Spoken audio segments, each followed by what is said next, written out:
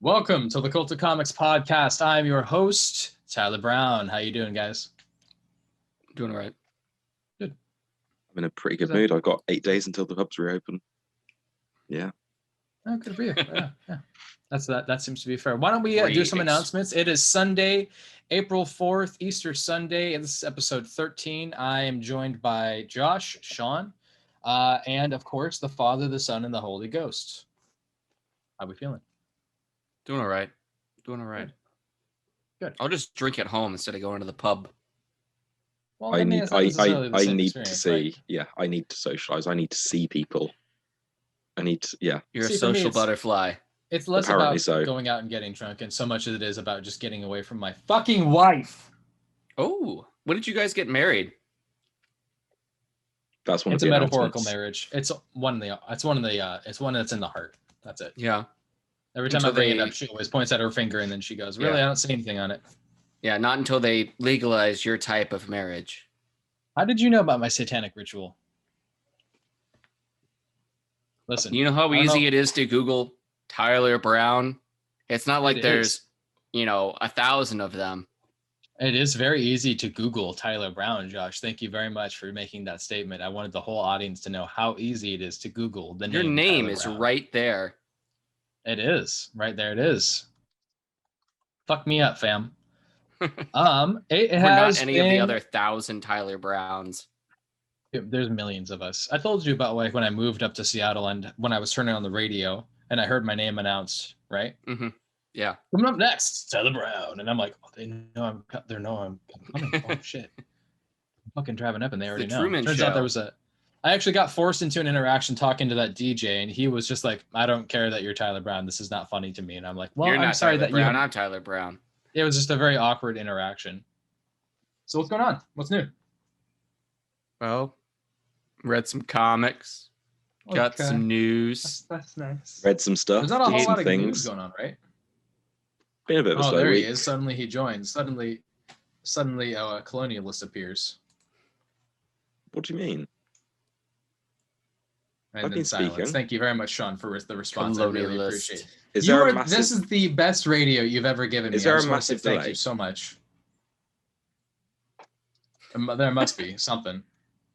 Yeah, that was like 30 seconds. That's a lot. That's unfortunate. All right. Well, that just means that we're going to be interrupting each other quite a bit. We'll forgive you for now. Oh my God. Yeah. We'll come back to that. Put a pin in that idea. What idea? About interrupting each other. What are you talking about? I want to bring that back up later. Now you're delaying. God damn it. All right. No, it's all you, man. I know. I'm sorry. All right. Well, first thing I want to talk about outside of the news is have you guys been watching Robert Kirkman's Invincible? Oh, yeah. Of course I have. I've got like a couple of minutes left of the most recent episode, but I'm pretty up to date. Yeah. Oh man, big spoilers ahead. Yeah. I've only watched the first episode so far. I'm enjoying it, but it's definitely a step down from the comic. And I had a friend. Step down, why? It's just in terms of like, there's just weird creative choices throughout it that are like they've changed stuff from the comics, and it's just weaker because of it. Yeah. Well, Robert Kirkman in the first few issues has a joke about reusing stuff to save time. Yeah. And I think they really took that to heart in this. Some of it kind of reminds me of the old Justice League cartoon. They got the set pieces, they got the characters walking around. The ones that are based off of the Bruce Timm design? Yeah. Okay. Or maybe it kind of reminds me of even old school cartoons where you can tell what's going to move because it's colored differently than everything else. Yeah. Okay. They got a guy that basically is supposed to walk from the back of the room to the front of the room, and he just looks like he's kind of walking in place, and he just gets larger. It's just yeah, I know exactly what method you're talking about. It's just not. It doesn't flow very well. It's not smooth enough. I feel like this show has been given the restraints of working in a generation where everything has been digitized. So cell animation's smoothness, when it became mastered, started transitioning to digital styles of animation, which is not necessarily a bad thing. I mean, obviously, there's going to be some really great success stories with it, but this is that kind of subpart, which is frustrating because the voice acting is good. Man, the storyline, the voice acting is so good, so spot on. Yeah, it's perfect. Yeah. But can we talk about how Mark's dad is played by none other than J.K. Simmons? Yeah. Why am I calling him everywhere, man? Omni-Man. Omni-Man. That's what he is. Nolan. He's Omni-Man. I fucking love J.K. Simmons. He was perfect in like Legend of Korra as well, where he played Tenzin. Yes. I know I shit on a lot of the animation, but it's like they saved up all of their budget for very specific parts of the episode, because there's some parts where it's so smooth. Any of the fight scenes, absolutely, they're just so good. That actually is a thing that has been talked about in the industry quite a bit. Mm-hmm. So I don't know if you guys ever actually watched Dragon Ball Z at all. Oh no, never. You would be surprised who has not watched that stuff, man. I grew up watching that stuff with my dad, my brother. I haven't. Was our jam. That was the shit. See, this is what I mean. Yeah. See. Okay. So, well, he's a British, lot of that. So. But I'm a terrible person. That doesn't matter. He wasn't back in the day where you watch the first 12 episodes and then wait for the 13th to come out, and you just keep rewatching the 12 episodes till they can add one more on to the end. Yes. And then you watch 13 episodes until the 14th one comes out. I feel like anime didn't hit England until like 2 years ago, so I think that explains a lot. Yeah. Okay. So what they would do for the animation there was pretty much the same thing. There would be very specific, they would save money by just doing the the moving mouth sequences, and like it would just be like small, and then big, and then small, big. That was pretty much it. And then they would save the big stuff for the fight sequences because it takes so much time. It does cost a lot of money to do animation. Yeah. It cost. Go ahead. No, it was something that got ruined for me. Was Family Guy. If you ever watched the earlier seasons, everybody just kind of freeze frames while one person talks. So there's only ever like one person moving. I have noticed that before. Yeah, it does on a lot of shows. There's a great scene where they didn't fully stop with Stewie, so his face is just half open. Just there's a lot of mistakes like that. You look back on some, I mean, not even that old, like some fairly recent, like Simpsons episodes. It's a lot of the same thing. They would make mistakes with the animation. So if their head was turned wrong and for some reason their mouth was over here, but their forehead was over there, they would have to keep that in there because it would cost way too much money to go back in and then do like 20 of those cells. And then they would just keep that in that really fucking awkward transition of like a turn in the actual animation itself. It's crazy the stuff that we can do nowadays, but if you go watch any kind of Mickey Mouse thing, his ears and Minnie always have to face forward. So if they turn their head, the ears kind of go like this. Oh yeah, you're right. That is a thing. Yeah. So there's all sorts of weird rules and things they have to follow. Yeah. I mean, it's probably because they're trying to make them seem legible to the eye of the audience. And I get that. It's kind of like how now the rule is for The Simpsons.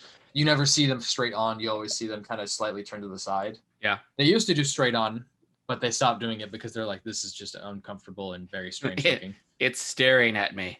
It looks like pain. Yeah, I am kind of worried about what's going to happen with some of the future shows, because I know that Amazon has picked up a couple other comic book shows that they haven't announced yet. And then they also did the Fallout show that's going to be coming out. Okay.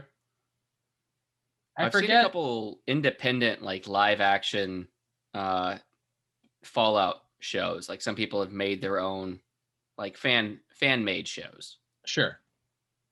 Yeah. I mean, they've said that this is going to be something going through Bethesda movie studios and TV show studios through Bethesda with Amazon when they announced it last year or something like that. I haven't watched anything like Man in the High Tower, so I don't know what the animation style or any. It's not live action. Well, no, I know that. No, it is, but there's going to be some CG in there. Oh. Yeah, I keep meaning to get around to that. It's on my list. You know. It's on the list. Yeah, I've got so many I'm lists. well acquainted with lists. At this point, I'm trying to power through as many of my lists as I can. I was listening to you guys, so I finally picked up one of these, that Texas Blood #1. Nice. Mostly because I'm like, I do want to get into more, independent stuff. I want to get into some of the more non-DC Marvel stuff coming out right now. And I'm enjoying a lot of that stuff more than I am Marvel and DC right now. I mean, I was really looking forward to Shadecraft, but I didn't get a chance to pick that up this week. Obviously Geyer's coming out next week. We're going to be talking about that. That's the thing that I'm really fucking pumped about. And it better be good or else. Well, it's not just that I want it to be good. I mean, this is a weird time, right? I mean, you've got the Ray Fisher controversy going on where he's, called out Joss Whedon for being a cunt and that whole experience. But then he's also saying, I'm not going to let John Berg, Jeff Johns, or Walter Hamada get off the hook with this. He said something along the lines of like, Joss Whedon, I don't like, but I'm not going to let him take the blame for every single thing here. So, I mean, it seems like there's still a lot of people in the industry who still have a lot of respect for Jeff Johns. I saw a Twitter post fairly recently from like Pete Woods, I think, just like messaging him, just saying like, hey, thanks for a really nice time. You and your wife were really hospitable. And then somebody hops into the chat and is like, release the Snyderverse, hashtag release the Snyderverse, blah, blah, blah. And then Pete Woods responds and is like, I'm not against Zack Snyder films. In fact, I actually like some of them. But when you do shit like this is why people think you're toxic. Yeah. Which is fair. Yeah. And it's true, like the way they have sort of forced themselves, like I get it's a movement, but like review bombing the new Godzilla versus Kong movie, like it is just toxic. Like if the figures, I mean, at this point, like the movie's been out long enough that if there's a demand for it and more, it will be clear in the numbers of people who have watched it. But tweeting online, like double the amount of people that have finished the movie have tweeted online about it, which shows that okay. So it just shows that the movement is like bots and just how many people have used that hashtag. Okay, but do they do like the unique number of people, or maybe like one person sent out 100 of that hashtag? Or retweeted. Don't know. That's a hard thing to measure. True. Yeah. So that actually leads into a bit of the news segment. Did you want to talk about that, the numbers and the figures on that? Yeah. So 36% of people who have started Justice League on HBO Max have finished it, which equates to still half. Yeah, I'm halfway too. So yeah. You guys have been halfway in for a total. minute. Yeah, I've been halfway since the first weekend it came out. I'm watching like 1 hour a week. Yeah, so 800,000 people have actually finished this movie. Which is the proud. The Marines. So not 93 million beating the Avengers. No. Yeah. It's close. And like I think it was 14 point something million streamed Wonder Woman 84, so it's less successful than that movie. So there's been a couple people online that I follow that have said a couple things about this cut. Do you guys remember the Richard Donner cut, the controversy that revolved around the Superman 2 Richard Donner? Yeah. So like the Christopher Reeve Superman. Yeah. Okay. So the Donner cut only just recently came out, right? And this is not unlike that. This is another story of Warner Brothers kind of interfering and, like halfway through making the film, I'm like sensing another guy came in. Yeah, right. So at this point, I kind of I still personally like Joss Whedon's work, with the exception of Dollhouse. Dollhouse fucking sucked. Yeah, and obviously he's a piece of shit, but Dollhouse was something that I really wanted to like more of, but it just ended up going nowhere and just being insane. Yeah. Somebody online tried saying that Joss Whedon is a sexist piece of shit because of that, and like you could tell like how bad he was with that, and it's like maybe, but it's also could just be like blindness, like he's just a dumb white dude who thinks that like he's like edgy and cool because he made a story about people who are sex workers that are like brainless drones that can turn into assassins. And also there was Is that men. what Dollhouse was about? So what Dollhouse is, just for a quick side note, is it was a corporation that basically wiped people's minds, and those people would be implanted with a false personality. Sometimes they were from real people, and it would allow them to be like singers, backup dancers, whatever, to take over and like kind of step in for people's lives. A lot of the times they were hired to be assassins. Sometimes they were there to be sex workers. Kind of, that's a loose way of describing it, but they did perform some sex acts with some people who were paid for them. Most of the time they denied doing the sex work. And it felt kind of strange. It basically felt like a sex trafficking show. That only lasted one season, right? 2 seasons. Seasons. I wanted it to be a lot better than it actually was, but that's also some of the stuff that happens with Joss Whedon. So the thing that I think is interesting about this, like Richard Donner, Zack Snyder comparison, is that, again, this is something that's happened before. Warner Brothers has made a decision of just like not letting things chill for a little bit and letting the director come in and finish their plans. And I mean, I support the notion that even if the movie sucks or it doesn't, I mean, it's still the director's choice to come in and say, this was my original vision with that movie. At least he got the film to be made. I have no issue with that. The issue that I have is still with just the toxic fandoms. Yeah, absolutely. I sent a video to you guys about the breakdown of the differences, the big changes in the movies based on like the Whedon cut versus the Snyder cut. And that was like 30 minutes though. So yeah, it's a good video. I was very surprised by it. I saw like the first 3 or 4. It takes a minute to get into because like he breaks down like, why the fuck is this movie 4 hours long? There was no need for this movie to be 4 hours long. Please stop making this movie 4 hours long. But he also acknowledged, I saw like, a genuine. You just saying the movie not being like it doesn't need to be 4 hours long. I saw a genuine argument on, I think it was Twitter, where someone was like 4 hours is too long for a movie, and one of like the Snyder freaks replied saying, "Oh, but the actual movie was only 3 hours and 32 minutes. The rest was just the epilogues." How is that a good argument? Is it really that long? Yeah, because like the total. Well, don't worry, the movie's over, but stick around for another 40 minutes. It's just Lord of the Rings again. It's like the movie ends here, but the rest of it ends here. And it's like, how is that a really good argument for it? Pretty pathetic. But this is the problem when you're in a cult, right? Like once you join that cult. When you join the cult of personality, that's what happens is you're so quick to defend what you identify with that you are obsessed with seeing that as a reflection of yourself, right? I mean, I've caught myself multiple times like defending people or creators, what have you, just because they're someone that I like. And that's like the psychology behind that is, this person is in a way, in my mind, a reflection of myself because I like them as a creator. So I'm not defending them so much as I am defending myself when I'm in those arguments, and I'm in that kind of like mindset.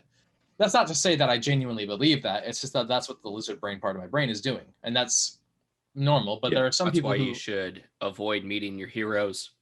Absolutely, and that's also why you should be able to step outside of yourself and say, like, I'm probably acting a little crazy here. Like, there's no need for me to defend this person or to feel this way. Like, I can get into an argument online about this, or I can step outside and touch some grass and like to breathe in some fresh air and like not fucking waste my life about some dumb bullshit. Like I'm not going to lead a harassment campaign because I like Zack Snyder's films. Honestly, that I think one of the biggest reasons why I've been putting off watching the movie. Why? Because he thanks Ethan Van Sciver at the end of it. Yeah, special thanks to Ethan Van Sciver. And for reference, that's not in the section of dedicated works that he's inspired from. That is a director's special thanks to Ethan Van Sciver. Which tells me a lot about who Zack Snyder is. Like, he may be a good person, but if you're going out of your way to be buddy with a racist, sexist, homophobic piece of shit, yeah, you're probably not that great of a person. Sean Hannity is a great person on set. Sean Hannity goes out of his way to remember everybody's birthday on his show. Sean Hannity goes out of his way to listen to everybody and like want to know what's going on with their family. But then he fucking goes on his show and then he does all of the shit that he does. So you can be a good person and still be a piece of shit. I know that. I know people can't like comprehend that, but and I don't know Zack Snyder personally, so I can't speak to that. I also liked Watchmen. I recognize that there's some films that he's done that I like. I like 300. I'm just having some nuance here, I think. And I'm just gonna point out as well the amount of people saying like, "Oh, but like you've seen like the movement online. Like so many people want this movie, so it has to be made." And I'm just like, but if there was a like outside to do it. But like outside of these like fanboys fandom tweeting about it, you've got to look at the figures, which is Batman vs Superman, a movie that should have made $1 billion on name recognition alone, made like $650 million, $700 million, something around that. It was not a successful movie. The way there. Like it was not a super successful movie, and like that shows that the public aren't enjoying Zack Snyder's movies, like the general public that will go to the theaters. Just because I saw the midnight 800,000, and I actually wanted to leave because fucking Batman was using fucking guns, and then he defended it. You know, like. And his defense for it was so misguided. He's like, "Oh, but in Frank Miller, he shoots the mutant right between the eyes." And it's like, that isn't what happens in the comic, Zach. And then we both spent that whole episode like looking into that. Yeah, absolutely. we analyzed the pages and we were like, that's not what happens there. Yeah. Not at all. Not in the slightest. And I can get why some people will like pass over it and see that, but that's just not what happened. Yeah, but Zach was like, all my comic friends were like, argument in the first place. Like if...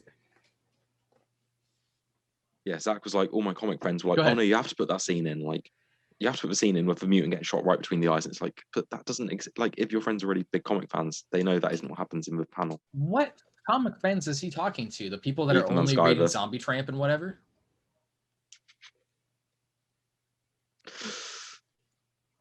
The shade. And on that note, I think I'm going to have us move along. That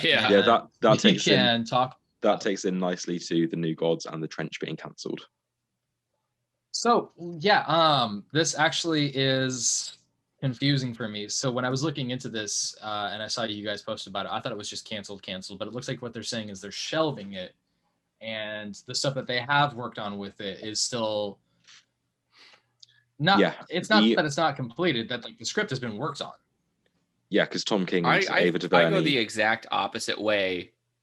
Yeah, like New Gods. If you're going to do New Gods, now is the time to do it.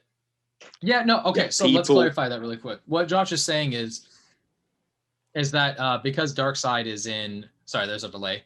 Darkseid is in the Zack Snyder Justice League. That apparently Warner Brothers' mentality is that they don't want to have another thing with Darkseid being in another film, which doesn't make any sense at all, really. And I agree with Josh. I feel like this is the perfect time for it. Sean, go ahead. Yeah, I was going to say the same thing as you with them not wanting it to overlap. And it's like, but this was a streaming movie that they said they have no intention of continuing. Like, they've even said that the canon might not they're even following... be the same interpretation. Yeah, exactly.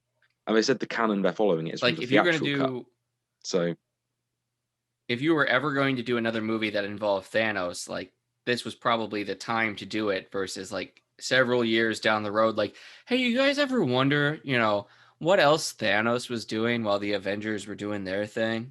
Yeah, he was gardening. Let's watch that Thanos gardening movie. It's going to be great. No, like, if we go back and see what other, villainous things he's doing, now is probably the time to do it versus, why don't we wait till the, Thanos, hype dies down. Yeah, it doesn't make any sense. Like, I understand the mentality of wanting to maintain a product, but Warner Brothers makes really, really bad decisions in this regard. Why are they so fucking bad? From now until the time that you would probably get New Gods out, it would still be 2, maybe 3 years out. Yeah. Yeah. If you wait 2 or 3 years and then start making it and it's another 2 or 3 years, it's like 6 years later and you're like, man, Justice League was a long time ago, man. Yeah, now you're like, I don't want to watch this thing that's been coming out consecutively for 6 years. Like, you're going to make me tired. Like, get me on that wagon. Let me enjoy it for the time being, and then I can move on. Yeah. The Trench. Why has the Trench been, like, put on hold? That's not even a good justification. I don't know, because that was just one of those movies that were never going to... Yeah, the trench was the like weird, like bitey creatures from the movie. The weird bitey creatures. Well, how would you describe them? Like the ones where there was that scene of like that kind of mirror on the boat, and then like the lightning struck, and you saw them all leaping out the ocean. You know what? This actually leads into the new segment of the show that I've been wanting to build into for some time now. That's going to revolve around Sean just giving the most English description possible for everything comic book related. And we're going to start with Aquaman's The Trench. Sean, give us a breakdown of what Aquaman's The Trench is about. Well, they're just these bitey creatures that pop out the ocean and bite people. I'm down for this. Yeah, big claws, big teeth. I love it. What more do you need to know? Are they mean? They are very mean. Exactly. They are some of the meanest creatures in the ocean. Most British description things I've ever heard, and I love it so much. Do me a favor, really quick. Give me the most British breakdown of what the Justice League is. A group of 7 gentlemen, well, 6 gentlemen and a woman. I can only assume she's there to make their tea and coffee and stuff like that. Oh shit, that happened. That was the scene. I lost my train of thought. And yeah, they team up and... Oh man, I saw League of Extraordinary Gentlemen. With Sean Connery. You know what the worst thing about that film was? Besides the fact that it made Sean Connery quit acting because it was such a bad film. The fact that they were just like, fuck it, let's just not do any of the real stuff from the Alan Moore book. Which in some cases is probably going to be good because the last thing I need to see is Dr. Jekyll and Mr. Hyde raping the Invisible Man. That sounds fucking hilarious. I want to see that in a movie. It's pretty fucked up. Alan Moore is a dark... It's easy to film humor? As well. Why would you want to see that? It sounds funny. You are the most broken person I've ever known, I swear to God. What was that Hugh Laurie English phrases versus American phrases, and rape was 4C Fun Time? Shut the fuck up. I hate you. I hate you so much. I love that was Hugh Laurie so bad. Much. I don't know. Yeah. That's not real. That's what we call it over here. I hate you. God damn it, Adam. All right, and on that note, we're gonna move along before we get canceled to the hashtag cancel Tyler. Oh wait, you were already canceled off. I was canceled. Twitter. I got that's true. I'm still canceled. DC's pricing mistake. Let's talk about that really quick. Are we talking about the $5.99 issue that was changed? So what was going on with that? Well, it turns out it was a pricing mistake, and it's just the cardstock variants that are going to be that price. So it's exactly what I fucking said. Exactly what I fucking said. It's exactly no what I big deal. Said. Once again. However, the Joker is going to be cardstock main cover, so it's going to be increased price. Okay. So at this point, I'm kind of... Wait, was the first issue cardstock? Yes. The first issue already came out, yeah. I don't remember. A very thin cardstock. Well, it's a thicker material, sturdier stuff, so that way it's not that floppy, not newspaper or whatever it is, but it's the more translucent paper that's really, really fucking affordable. Yeah. 3 Jokers was very thick cardstock. Yeah, it was. This is probably going to be fine for me because I'm going to be cutting down on my collection for DC Marvel anyways, so I'm just going to start probably going back to, more Dark Horse Image stuff. You're not going to like obviously what I did I'm going to pick weekend. up the Joker. I'm obviously going to pick up... What did you do? I added 2 DC books to my pulls. Physical pulls. Oh, no. I'm sorry. Oh, no. What am I going to do? Sean's over here like, I can't quit you. I can't get no satisfaction. Yeah, because I remember before Infinite Frontier, so me what and was you, it Tyler, exactly? we were talking about cutting back on our physical stuff, and then I went and added like Superman and Action Comics to physical. I added Robin. I added I just keep subscribing, and now I've added Flash and Detective Comics as well. Well, Well, do you remember when you were like you rage quit DC for like a whole week, and then you were like, "Oh, I can't. I've got to go back." Yeah, I remember that. That was just too funny of a time. I don't even remember what the circumstance was that it made you come back to physical, but that was funny. Digital's fine. I mean, I've been reading Thor. That was digitally. like right at the end before Future State was announced, where like the books were just treading water, killing time until it rebooted. Yeah.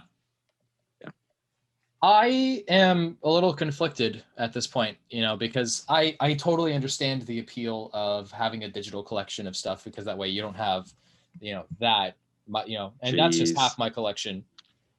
That's just half my collection in the office. If anybody wants to, rob Tyler's house, his is right there. Mine's there. It is up there, and then over here is all the stuff that I'm selling, like all of these USPS boxes, USPS. But what do you got? Show me. 3 boxes. Like hey, there's 4 behind numbers. Me. Man, you gotta double that. Nah, there's 4 behind Rookie me. Numbers. There's 2 down Rookie there. Numbers. There's 1 over there, and there's 1 here. You gotta get organized. My girlfriend has been telling me, she's like, "Well, within... I'm probably gonna leave you because of all your comics." Yeah, that's why. Fuck you. Continue. Yeah, I've got 8 boxes. I've got 8 boxes within 1.5 meters of me.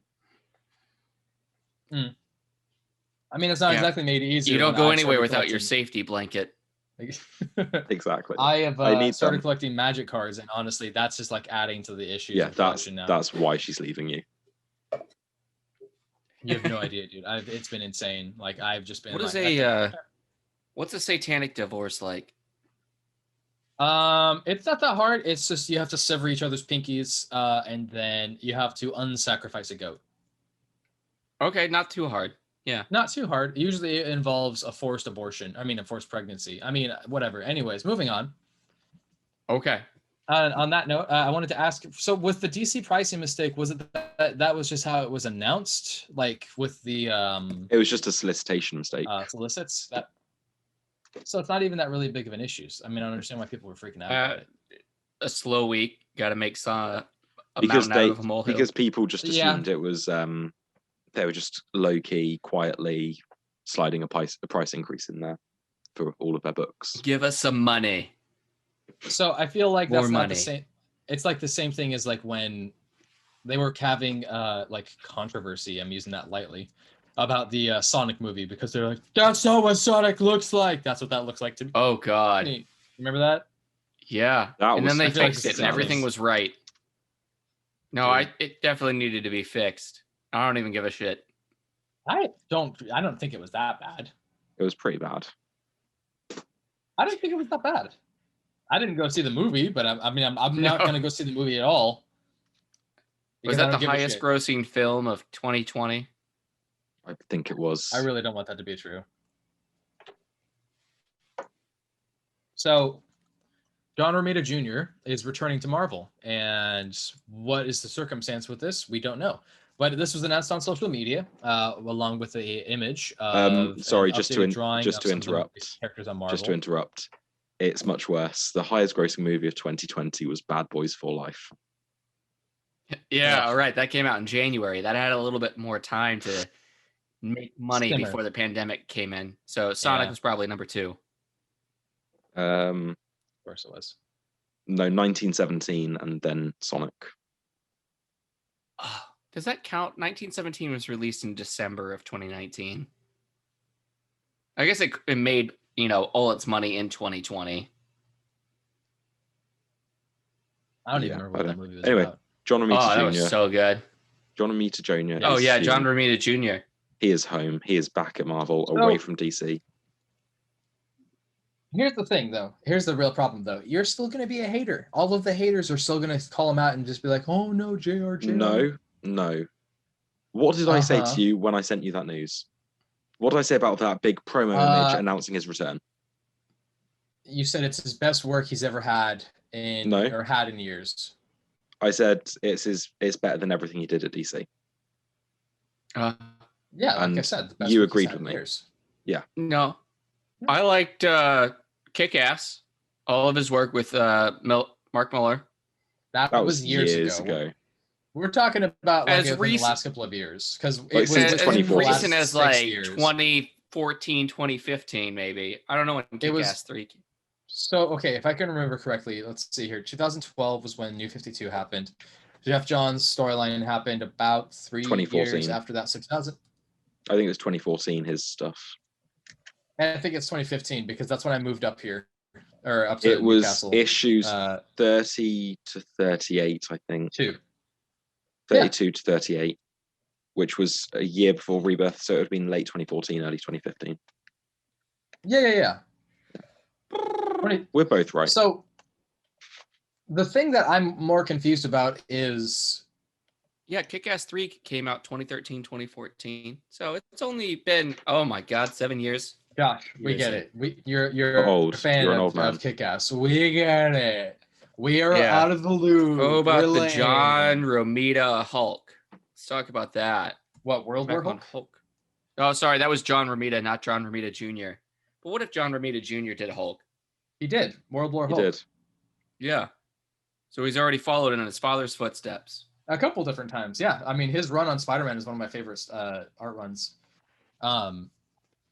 I actually really like John Romita Jr., and I do agree that, him being at DC was stifling for him because it is very apparent that they have deadlines that are hard to meet for some reason. I'm not really sure what the circumstance of that is, but I mean, we've seen that with Doomsday Clock. Yeah. We've seen that with a couple different Action Comics. I don't really have an issue with his Superman. I have more of an issue with like what he did with that Gorilla Grodd stuff. Like that was just not, that wasn't a gorilla. Painful. Like, again. Maybe he can only do people. Maybe he can't do animals. No, I've seen him do animals. It's like I said, he actually is one of my favorite artists. When he does good work, I fucking love his work. I look at his art and I am blown away when he does great work. And I would put him on par with Ivan Reis, David Finch, some of the classics like that. That's me. I love John Romita Jr. So the important thing for me is just like that he ends up like, he's obviously going back because of either contractual obligations and like he was like, I'm done with my contract at DC. I don't have to be here anymore. Maybe he just wanted to do a couple things with Batman, some stuff with Justice League here and there, and then Superman, and then go home. That's fine. What I will say is it means that when David Marquez inevitably drops off of Justice League, it means we're not going to get Romita whiplashing his way in there.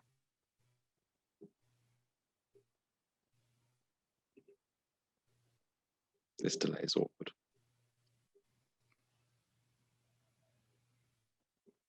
Our ends, like it's so glitchy. It sounds like a robot revving his engine. Yeah, we must look. Oh, he's gone. I'm back. Black and white. Oh joy. Yeah, you're back. My back. Wait, you're black and white now. Hang on. You've lost your color. Hang on. Stop talking.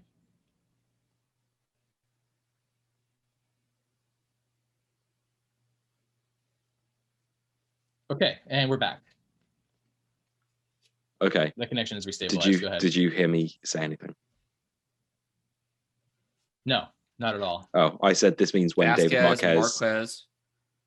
Marquez inevitably drops off of Justice League, it means at least we won't have Romita Jr. sliding his way in there. I don't think that Marquez is going to hop off anytime soon. He's already got a second book announced. Yeah, he does, but he's also not had a whole lot of work, lately. Everything that he's been doing has been... Yeah, it might have been done beforehand, but you never know. So, do you guys think that with Geiger coming out this week, that was like the thing that was the reason why Doomsday Clock was delayed so bad? Why would that have delayed Doomsday Clock? No. I thought that they said that they were working on Geiger when they started working on Doomsday Clock together. So you think he's already done Jeff with Doomsday Clock? Or Geiger, I mean. Jeff might have been working on scripts then, but artwork, Gary Frank was focusing purely on Doomsday Clock at the time. I thought I'm sorry, I was mistaken then. I thought that he was actually working on both books at the same time. Maybe they banked it all up so there wouldn't be any delays. Well, I mean that's what happened with Oblivion Song, remember? They were like, yeah, we have this They're all always done a banking. year. Yeah. I think everyone kind of, I don't know if it was all on Mark Miller or not, but it seems like everybody kind of learned the lesson of like bank issues before you start releasing. Greg Rucka now doesn't release anything until an entire story arc has been drawn. And then they take a break until the next story arc is completely 100% finished. I respect that, though. I'd rather get it all out in a regular pace instead of having to be like, have it come out monthly so you can at least keep, the thread going along versus like having to wait 3 months and being like, I forget what happened. Yeah, that I don't feel that way. He does the tri-annually Lazarus where, they release I would 3 not times a year. That's fine. I would not be able to follow that story. It's not that hard. Yeah, but when it's coming out, it's much bigger and more self-contained. Okay, because we had Decorum this really week, not and that it's bad. been like because 4 months since like Josh said, they are a bigger book. Decorum, I feel like, is different because Decorum is such an out there storytelling experience that with Hickman, Yeah. I remember the first time I tried getting into East of West. Thank you. Yes, East of West. That was a really I could not do it. I read the first one and I said, "Fuck this." I didn't get that until the series was just coming to a close, and then I collected all the issues, and I read that straight through. Go back to it. You know what? Yeah. That was really nice. Exactly. And everyone else is like, "This took forever, guys." But for us, when we're going through that again, now we're looking at it like linearly. We're like, "This is such an enjoyable experience." Yeah. And such a weird fucking story. We're gonna talk about Decorum and the comics. Yeah. Episode. But I just read all 7 that are out now last night, and it flowed much better. Like after you get past the first 2, it's pretty good. Sure. It's not as much of a slog after the first 2. Right. We will continue on because we're going a little bit long here. Bart Allen has been cast. Does anyone care? Bart. Well, so Bart Allen is my favorite Flash, actually. So I'm surprised about this casting announcement, but this is going to be for the Flash CW show, correct? Yes. Oh. Okay. So that's the problem. Backlogging those. So Erica and I have been watching some CW shows. We've been watching The 100 on Netflix, and we've kind of come to the conclusion. Yeah, no, it's really good. Oh, it's really so good. Yeah, I love that show. It's cheesy as hell. Don't get me wrong; it's definitely the CW. The CW has some issues when it comes to the same thing that happened with Arrow. It's a Game of Thrones for teens and sci-fi. Yeah.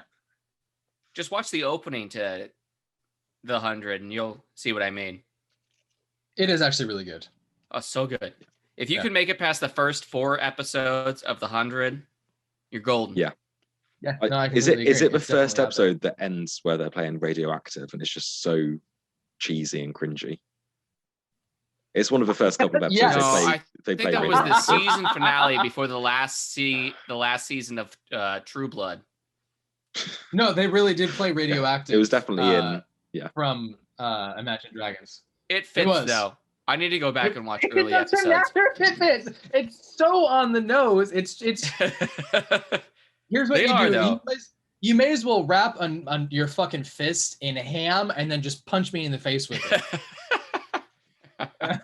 I watched that show from the beginning, from when the first episode aired until it ended this past summer. I need to finish it. It's so weird that it ended recently. You know what? We're getting off track. I'm sorry. Yeah, Bart Allen's been cast. No one really cares. Hopefully it's good. It won't be though. So is that one of their kids? Yeah, it's Nora's brother. He's Impulse. But no, in the series, he's their son. Brother, and Nora was their kid. Yeah, in the comics, he's Barry's grandson. So he is one of their kids. Yeah, in the comics, he's his grandson from the future. Has he... so are we going to get a baby? He's a grown Probably man not. from the future. I am actually looking at the... Timey-wimey time travel thing. Wibbly-wobbly, he's coming from the future. Stuff. Yeah. But is he coming from the same future in which Nora exists?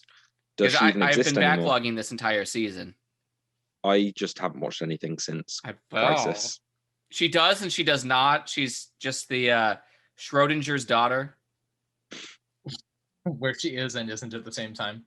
Hey, have you ever noticed that Sean's jacket is black and my shirt is green, and it almost lines up with Tyler's hair. You know, I think I just figured out what the issue is, Sean. I think that Josh is a little bit ADD. Nah. You're ridiculous. Fucking crackhead. Anyways, so when was he cast? This week, I guess. Last week. Okay, and this is Jordan Fisher. I don't know who this is. I don't know him from anything. Do I know who that is? You tell me. I don't know. I can't read your mind, Josh. This guy looks familiar.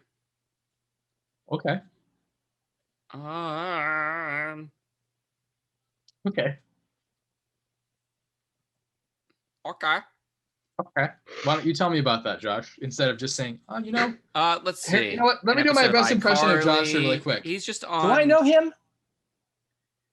He's on a lot of like little one-timey Maybe. things. No, I don't know who this is. I fucking hate you. I'm gonna reach across this goddamn fucking thing and wrap my fist in ham and punch you in the mouth. Ooh, don't threaten me with a good time. Anyways, I'm surprised that show is still going on, honestly, more than anything. It's so bad. So bad. Yeah. Do you think they're gonna have a baby? Because I hear if you have a baby, you have you're in your last 2 seasons.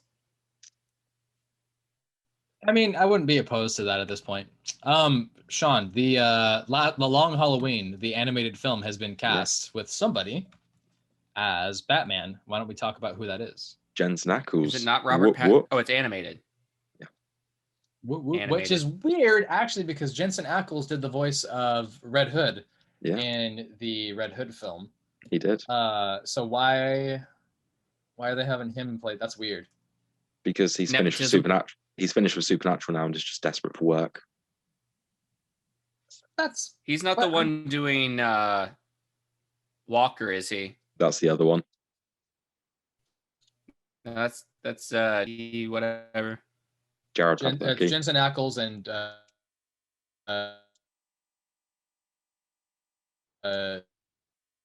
Jared Padalecki. Jared Padalecki. It seems weird to me that they would cast him as Red Hood and then they would do him as Batman like this, because it seems like he's both?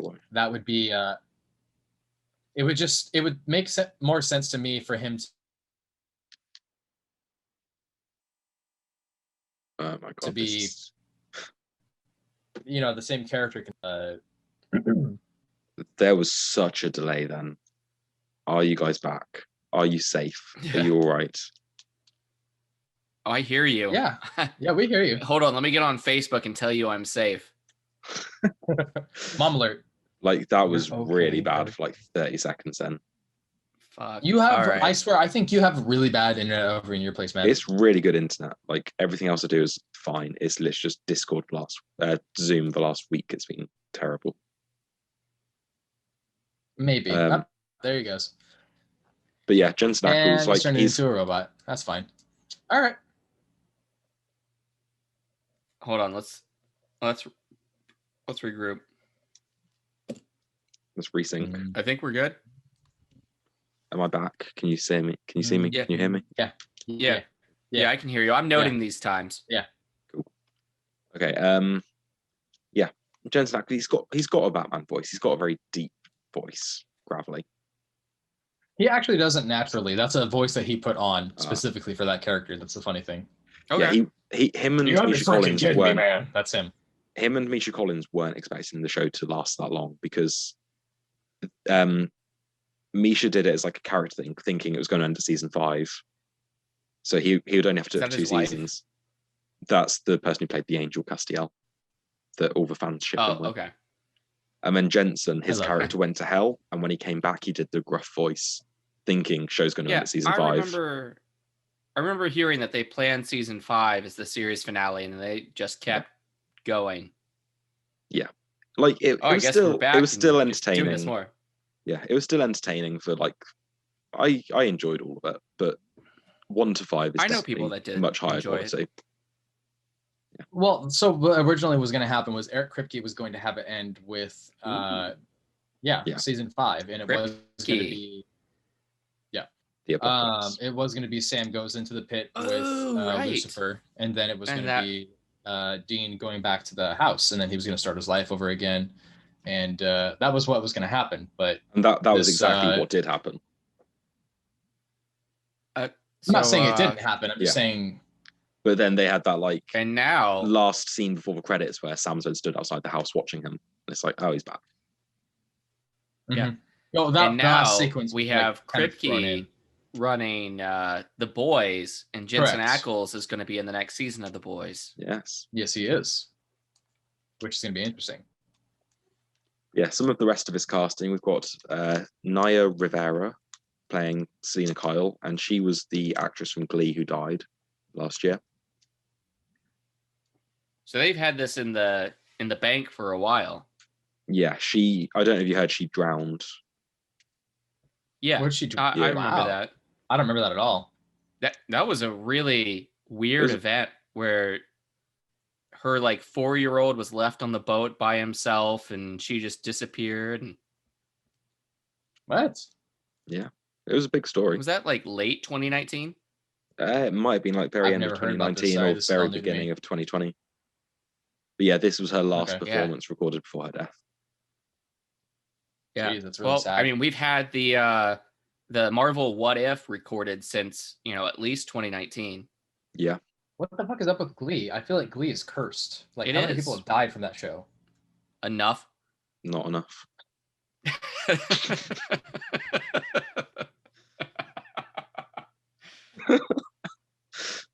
I'm going straight. I don't know what happened with this episode, but all of a sudden, I'm not the one who's doing all these bad jokes. But goddamn, statistically, they will all die someday.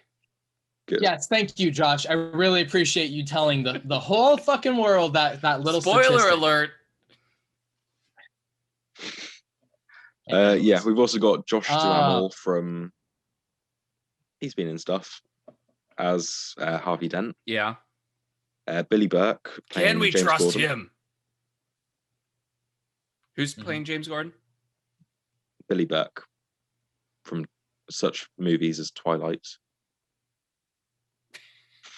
Billy Burke. He was also in that other Eric Kripke show, Revolution. Should have got Billy Zane. I remember Billy Burke. Yeah, he's the dad who's like, yeah, I mustache. I have a mustache. Yeah. I'm a very mustache. That was I get him confused with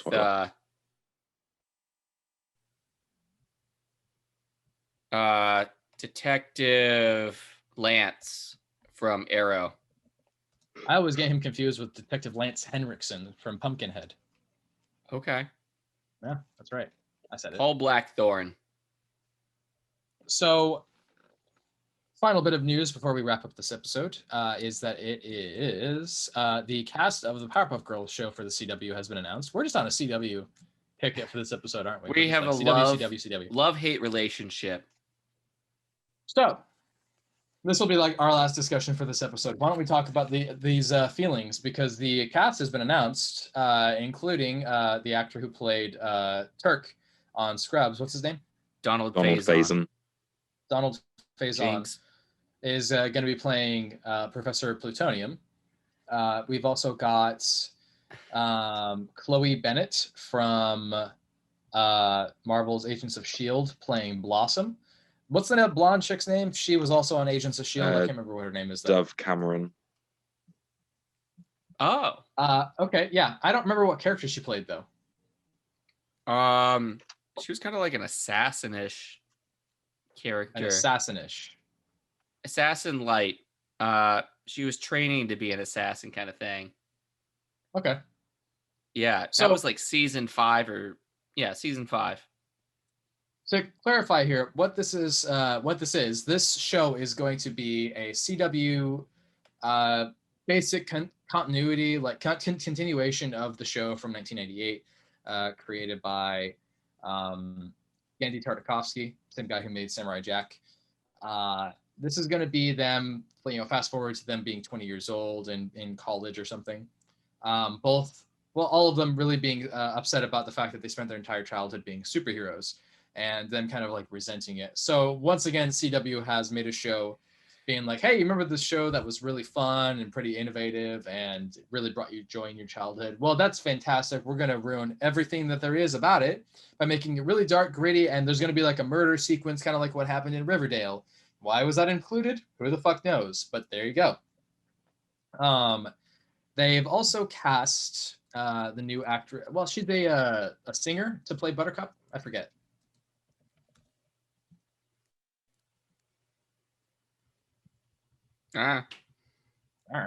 If someone wants to donate $20 on our Patreon, I'll put myself through Riverdale. Her name is Yana Peralt. That's a bargain right there. I don't know who Yana Peralt is in the slightest, but apparently she's a musician of some kind. Okay, now I have to look up the Powerpuff Girls TV show. The name sounds familiar. There's a lot of people online that I've been seeing who are kind of aggravated that once again there's been another traditionally white cast characters that have been race bent. I have less of an issue with this because these girls were created, in the fictional part of it. I'm more confused about why they cast Donald Faison as Professor Plutonium, just because he does not strike me as Professor Plutonium in the slightest. No. I don't say that because I only see him as Turk. I say that because not that. He's just I don't strike. He doesn't strike me as a scientist. He was in Next Day Air. I don't even know what that is. I just remember that movie from like the mid 2000s. I think it was Next Day Air. I don't know what that is. Listen, I just look at him and I see chocolate there. You say stuff and I'm just like, sure. How many acting credits does he have? He's got 90 acting credits. Yeah, it's like extras and stuff, but like that's the point I'm trying to make is that it seems weird to me that they would cast him because I picture that upright standing citizen. And I mean, anyways, the show's gonna suck. He was in Kick-Ass 2 by Donald Mark Miller. Faison. Yeah, Donald Faison played Hype Faison in Star Wars Resistance. I don't know if I believe you or not, but okay. We lost him. No, Sean's back. He's back, guys. I'm back. Yeah, he was also in Kick-Ass 2. He was Dr. Gravity. So he's already played a doctor. So he's qualified, is what we're saying. Did you guys know he was in Scrubs? Sean, do you want to just fire Josh? Yeah, Josh. I think we can do that. Yeah, right. Okay. Hey, he was in 23 episodes. This was before your time, but he was in 23 episodes of Felicity. What's Felicity? You dumb bitch. I hate you. I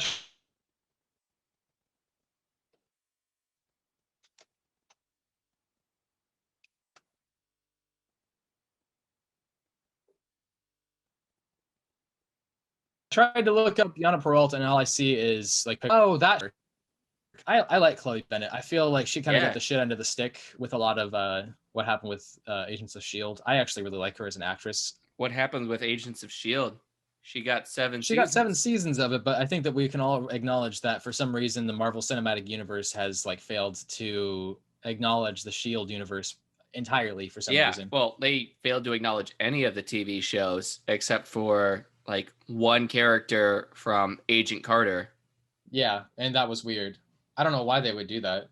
They had one cast member from Thor in an episode of like season 1 of S.H.I.E.L.D., and then there was Sam Jackson at the end of the first episode, and then there was like random stuff here and there, but it's very much ignored a lot of what happened. I don't really get why. Because S.H.I.E.L.D. could have been really successful on Disney Plus. I think that would have been really cool. It still might be. It's been on Netflix. That's the whole thing is like it's during that whole transition period, right? Like where they were still being bought up by Disney and stuff. I don't get it. I wonder if it's on Disney Plus yet. Let's find out. So I'm more confused than anything about like what their motivation here is. It seems like a really random choice to just take this show. This is kind of like when they announced that they were making a show about the movie Lethal Weapon from the 1980s.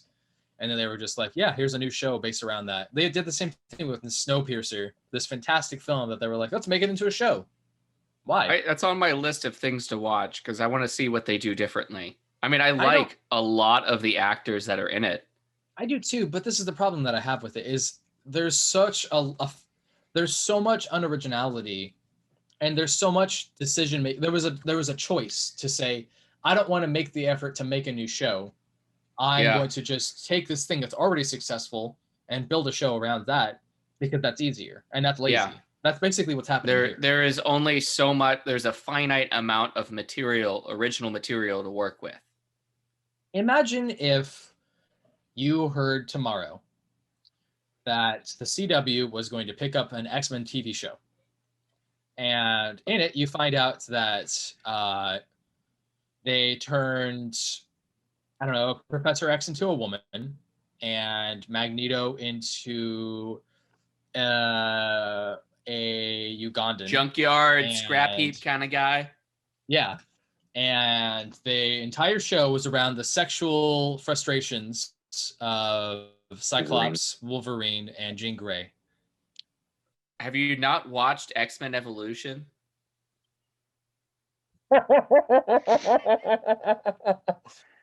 It frustrates me because there's so much about X-Men Evolution. They rotoscoped so many scenes from all sorts of stuff. I'm stopping you with your random goddamn tangents. You need to fucking take your Ritalin before you start coming on this show.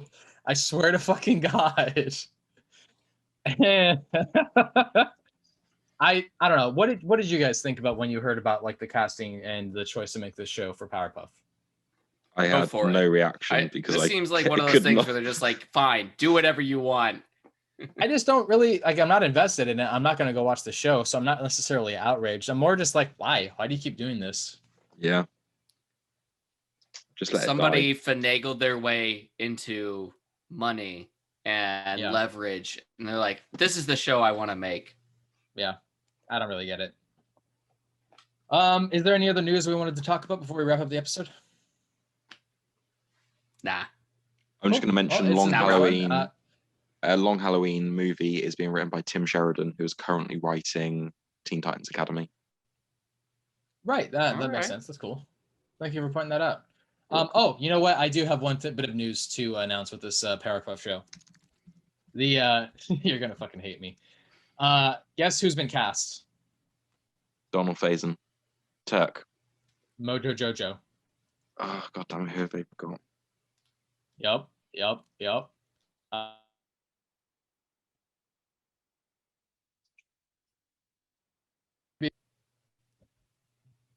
Thank you for adding that. I really appreciate that, Josh. Yeah, you're welcome. I have no idea who this dude is, but yeah, apparently he's going to play the... I missed everything you just said. Everything. Everything. Who's been cast? It was for the best. Mojo Jojo Jr. His name is Nicholas Perdani. Okay. Yes. And on that note, I'm going to wrap up this episode because the internet connection is absolutely ass. My name is Tyler Brown. You can find me probably in Purgatory Hell at Purgatory Tyler on Twitter. Sean, where can they find you? Find me on Twitter at SeanWalsh747. And you can find Josh hiding behind the Pizza Hut garbage pile looking for fresh scrappings because he is unfortunately still in Purgatory Hell, trying to run away from the mafia from that one time that he caught a guy fornicating with a snorkeler.